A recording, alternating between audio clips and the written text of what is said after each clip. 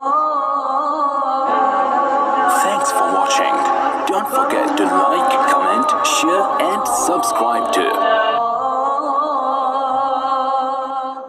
نحمدہ ونصلی علی رسولہ الکریم۔ محترم دوستو، جو حضرات باہر ملک میں رہنے والے ہیں، کیا اگر وہ قربانی کا پیسہ اپنے وطن پر بھیجا دیں اور یوں کہیں کہ آج میری طرف سے قربانی کر دو اور یہاں کر دی جائے تو قربانی ہو جائے گی؟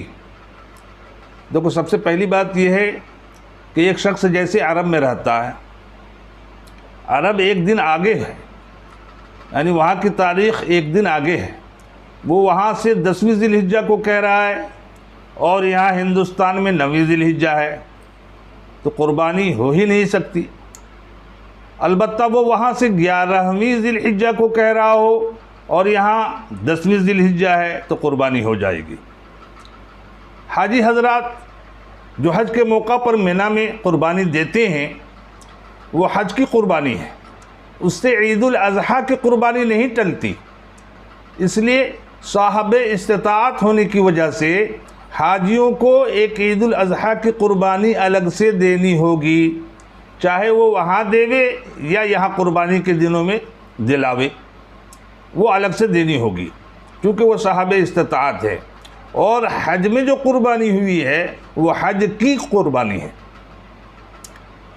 وہاں اگر کسی غلطی کی وجہ سے دم دینا پڑ جائے تو دم کا جانور وہی ذبح کرنا ہوگا اور غربا فقراء میں تقسیم کرنا ہوگا، نہ یہ کہ ہم اپنے وطن پر جائیں گے تو دم دیں گے، یہ صحیح نہیں۔